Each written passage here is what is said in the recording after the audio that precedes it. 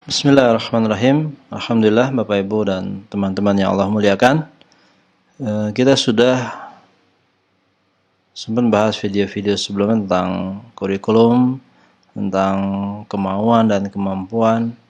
Nah, hari ini kita akan mencoba untuk membahas tentang kelalaian kita dengan Al-Quran. Pertanyaannya mulai dari apa itu kelalaian? Bagaimana kelalaian, kenapa kelalaian, dan bagaimana seharusnya nanti kita menghadapi Al-Quran, ya.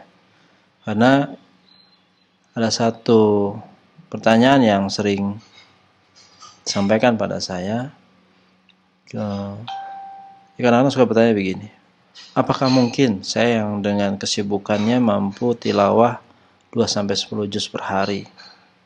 Atau pertanyaan yang sejenis, mungkin nggak kalau saya yang masih sekolah, masih kerja begini bisa hafal 30 juz? Kadangkala pertanyaan seperti itu sebenarnya bukan pertanyaan yang harus dijawab, ya. Karena kadangkala pertanyaan itu hanya untuk membenarkan ketidakmauan, seperti yang pernah saya bahas di video sebelumnya. Sekarang kita coba lihat ayat Allah Subhanahu wa taala di surat Al-Furqan ayat 30. A'udzubillahi minasyaitonirrajim. Wa qala Rasul ya Rabbi inna qaumi takhadhu hadzal Qur'ana mahjura.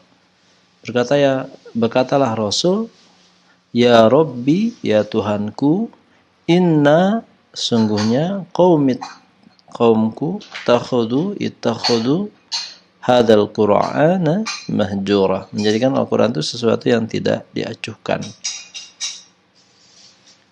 Saya coba membayangkan bagaimana kemudian Rasulullah SAW berada dalam posisi ini.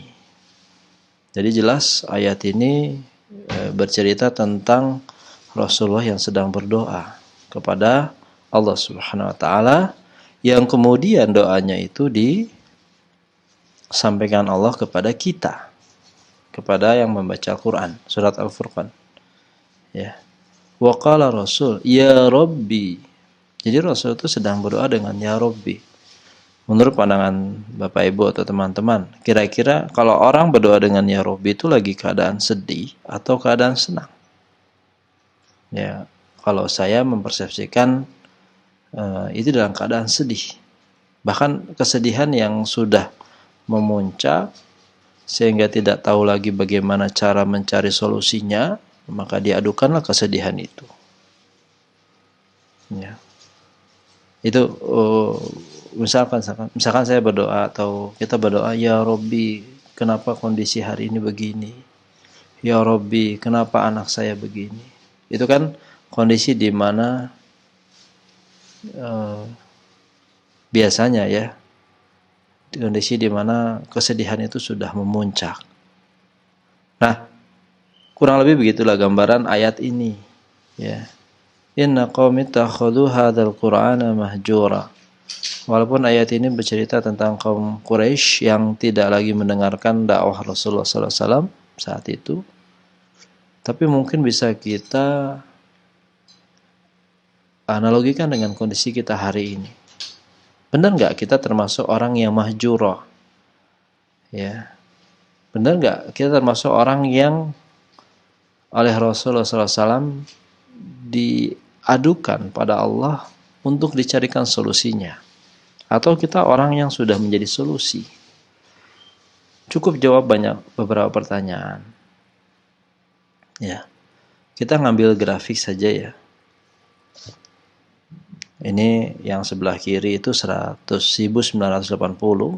sampai 2020. Sebagian belum lahir, sebagian sudah lahir. Coba kita cek lah. Tilawah kita 1980 itu waktunya kapan saja?